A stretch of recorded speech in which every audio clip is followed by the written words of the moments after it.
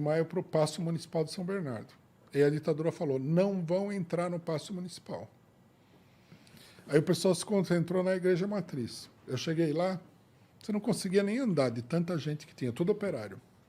Aí saiu aquela passeata, que o pessoal fala que tinha 200 mil pessoas, tem uma foto aérea muito bonita, assim, da passeata no ABC, e foi para o Paço Municipal. Eu estava mais para o final da passeata, mas tinha companheiro nosso que estava no começo.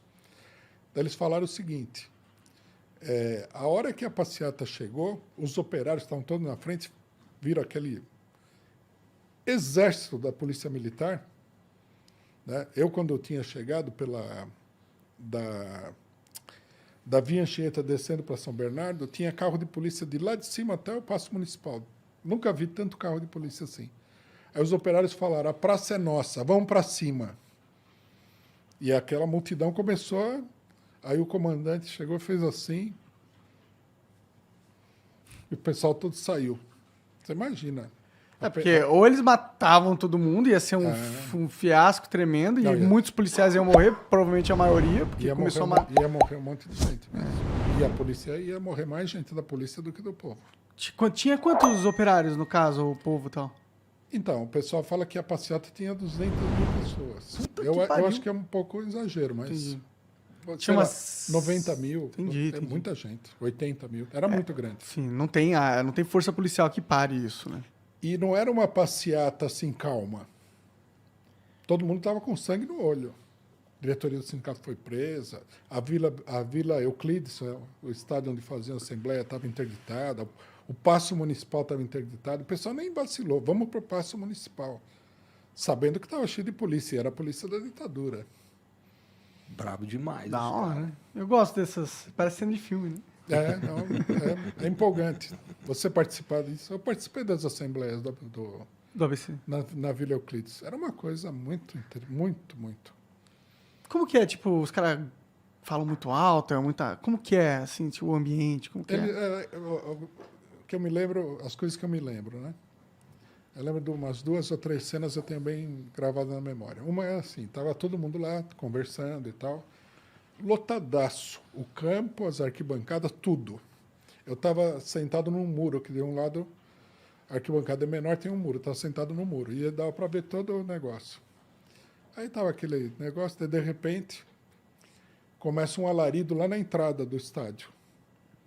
Era o Lula que estava chegando. Aí levanta uma primeira fileira de operário e começa Lula. Aí o resto começa o pessoal percebe que ele estava chegando. Tinha, assim, 30 ou 40 mil operários naquele estádio. Todo mundo começa, Lula, Lula, Lula. E o cara foi entrando. Era uma coisa, assim, que você ficava... Você quase caía do muro.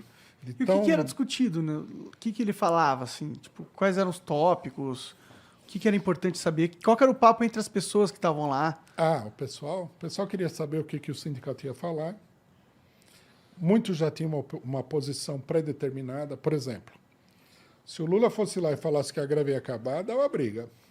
O pessoal não ia aceitar. Entendi. O pessoal já chegava lá, eles queriam ouvir...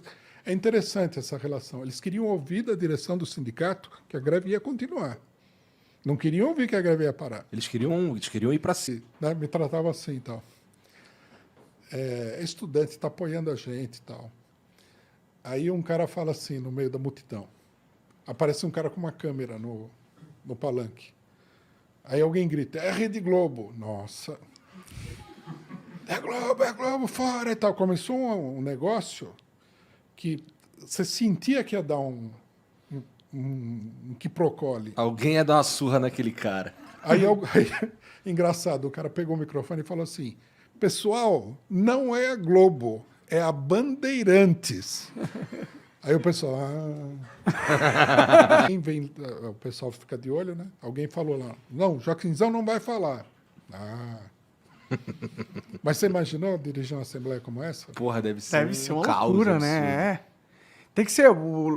Por isso que o Lula é um político bom, né? Ele sabe. Bom, não, ninguém duvida que ele é não no sentido que eu acho que ele é um bom político, ele mas sabe fazer bem o que ele tá fazendo. É um político eficiente. Ele sabe olhar para uma multidão de pessoas e entender exatamente o que eles querem, o que eles estão sentindo, se relacionar E meio que eles têm uma expectativa e ele consegue corresponder. Esse é o poder dele. Ele é muito habilidoso. Sim. Sim. Ele tem sensibilidade e tudo. A maioria dos Mas ele ser dirigentes- muito habilidoso também não é motivo pra gente ficar de orelha em pé, porque assim, se ele é muito habilidoso, ele consegue persuadir Habilmente. habilmente pra, sei lá, realizar as próprias vontades no sentido de forçar a barra para que coisas que não são exatamente nossos melhores interesses aconteçam. Eu acho que... Por exemplo, ele fala... O estilo Lula não é esse daí. Eu acho que muita gente se engana. Ele falou que quer regulamentar as mídias, por exemplo. Quando ele fala isso, me dá um frio na espinha. Eu falo assim... o que ele quer fazer, né? É bom, ele não fala, né? Eu quero saber também. Seria legal se ele falasse. Eu também gostaria de saber. Mas, sem saber o que ele quer fazer e conhecendo o histórico, me dá um frio na espinha. Você fala assim, mano, o que ele quer regulamentar? E ele fala sobre a internet, não a mídia antiga. Tá, mas Que sabe, regulamentação da internet ele quer, pô, tá ligado? sabe o que ele quer fazer? Ah, Nem ele sabe direito. Ele fala porque, sei lá, é legal, talvez, não sei. Não, a política do Lula é uma política, em geral, defensiva. Quando ele trata com as amplas massas populares. A qualidade dele é de saber que determinadas coisas você não pode fazer, que ele aprendeu no ABC. Ele nunca se colocou contra a continuidade da greve numa assembleia gigantesca como essa. Independente do que ele estivesse pensando de verdade. Independentemente. Se a assembleia era grande e estava radicalizada, ele continuava a greve. As greves no ABC todas foram encerradas em assembleias pequenas, onde ele se sentia mais à vontade para fazer a proposta. Certo ou errado, não estou dizendo que todas as vezes que ele acabou a greve estava errado. Sim, sim. Mas você percebe a psicologia Não, dele? sim. Não vou bater de frente com esse pessoal. Essa psicologia dele até hoje. Diretoria do sindicato. O sindicato, na época da ditadura, era raro ter gente muito de esquerda. Num segundo momento, ele se aproximou da oposição sindical. Quer dizer, ele começou a evoluir para a esquerda. Durante as greves, a atitude dele oscilava entre a direita e a esquerda. Por exemplo, ele falava contra a participação dos estudantes nas greves, que era uma coisa direitista, porque os estudantes eram o setor mais ativo, mais politizado. Ele fazia vários discursos. Esses estudantes... Por que ele era contra, exatamente? Porque ele tinha receio da influência da esquerda estudantil nos operários. Entendi. Né? Aí ele tentou formar uma ala política dentro do MDB na época. E as condições que impuseram para ele queriam que ele ficasse assim como um cabo eleitoral quase. Ele queria ter uma posição de destaque, afinal de contas, o cara tinha uma posição importante.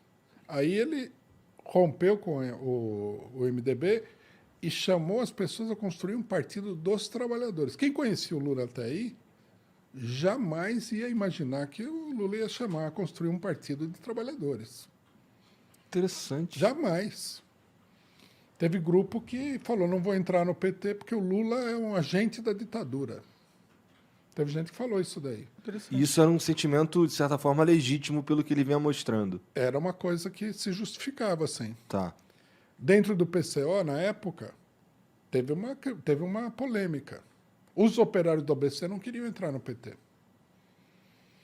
Eu trabalhava no ABC nessa época com esses operários. Eu tive que gastar muito latim para convencer o pessoal a entrar no PT.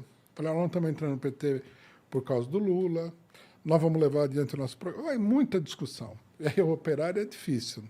Tinha um cara que falava assim, eu não vou entrar no partido do Lula. Toda reunião ele falava a mesma coisa. Eu falei, mas, companheiro, vamos discutir o problema racionalmente. E toca horas de discussão, horas, até convencer o pessoal. Não queriam entrar. Uma boa parte da esquerda achava ruim entrar no PT porque era o Lula. Cara, que interessante essa porra, não imaginava. Não imaginava, interessante, de fato. Aí você, na eleição de 1982, que foi a primeira eleição, Você viu o Lula apareceu no debate eleitoral e terminou o debate falando assim, o número do PT era o 3, né? Então ele falou, vote no 3 porque o resto é burguês. O cara já está falando contra a burguesia, o partido não é de burguês. Aí o discurso de encerramento da campanha, que foi no Pacaembu, eu vi esse discurso, era um discurso muito radical. Que a classe trabalhadora tem que mandar nesse país. Era coisa assim. Nós estamos caminhando para o socialismo. Falei, puta, Lula, cara que era de direita. Que loucura essa... Pessoas querem ouvir? Você não pode fazer isso aí. É muito perigoso. Pô, mas ele fez já, né? Uma declaração do Lula é uma coisa que tem um impacto imenso. Sim. Bom, com certeza. Uma colocação esquerdista para ele. Né? Eu não sei o que é que ele está pensando. Nem sei se ele tem mesmo um plano. Eu acho que até ele nem tem. Também é uma colocação esquerdista. Mas veja, ele na Espanha, dando entrevista para um jornal espanhol, ele defendeu Daniel Ortega na Nicarágua. Ah, deu sim, eu merda. fiquei sabendo dessa polêmica. É uma coisa que, para a direita, é totalmente inaceitável. E ele defendeu com maior convicção. Aí a mulher falou, mas o Daniel Ortega prendeu os opositores. Eu falei, eu não sei o que esse pessoal fez. Olha, veja a colocação. Se fosse eu que falasse, normal. Né? Falou, eu não sei o que esse pessoal fez. Por que eles foram presos? Eu fui preso no Brasil e eu não tinha culpa nenhuma. Veja o conteúdo esquerdista da colocação E ele dele. forçou a barra nessa daí também, de que não tinha culpa nenhuma, né? Então, mas veja bem, justamente nisso daí, o cara falar dessa maneira, defender um governo que é impopular na classe dominante, Porra, mas não é só impopular, é um governo que viola os direitos humanos, né? não, no Panamá. Você imagina o que significa isso para os Estados Unidos? Os Estados Unidos nem deixavam o Panamá controlar o canal até o governo de Jimmy Carter. Aí assinou um acordo para entregar o canal 20 anos depois. Entregou agora há pouco tempo. É uma zona quase militarizada. Se alguém fizer alguma estripulia lá, os norte-americanos vão invadir o país na maior tranquilidade. Aí vem um país e fala, vamos fazer um outro canal para competir com o seu canal. Que é um controle que os Estados Unidos têm do comércio, da política militar. Você imagina o desafio que é isso daí? Aí vem o Lula e fala assim, não, eu apoio o Daniel Ortega. Ele está pensando numa questão geopolítica, de fazer um contraponto à força dos Estados Unidos aqui no Brasil. Outra coisa, ele falou, muito bem na Espanha, revogar a reforma trabalhista. Se você for revogar a reforma trabalhista no Brasil, você é capaz de ter tumulto na rua da direita, da burguesia contra o governo. Ah, sim, vai ser impopular essa medida. Se eu falar isso daí, o pessoal vai falar, não...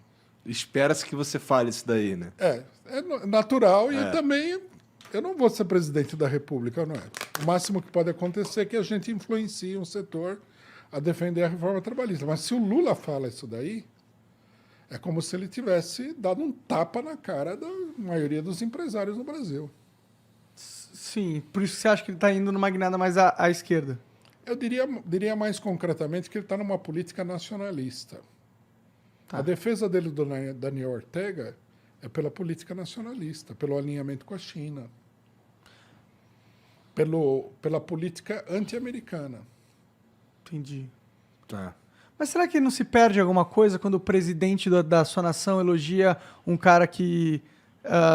Prende os opositores? é tipo o cara elogiar o Putin, tá ligado? Fala, porra, acho o Putin muito foda. Aí o cara mata jornalista, tá ligado? Olha, a gente precisaria analisar bem o problema da prisão. Quem foi preso, eu também não sei exatamente quem que foi preso. Mas acontece o seguinte, né? Na Nicarágua, você teve aí um movimento que foi um movimento armado contra o governo. Se fosse no Brasil, estava todo mundo em cana também. Não ia ser diferente. Não estou falando que é bom, que é ruim. Só estou explicando que ele não está fazendo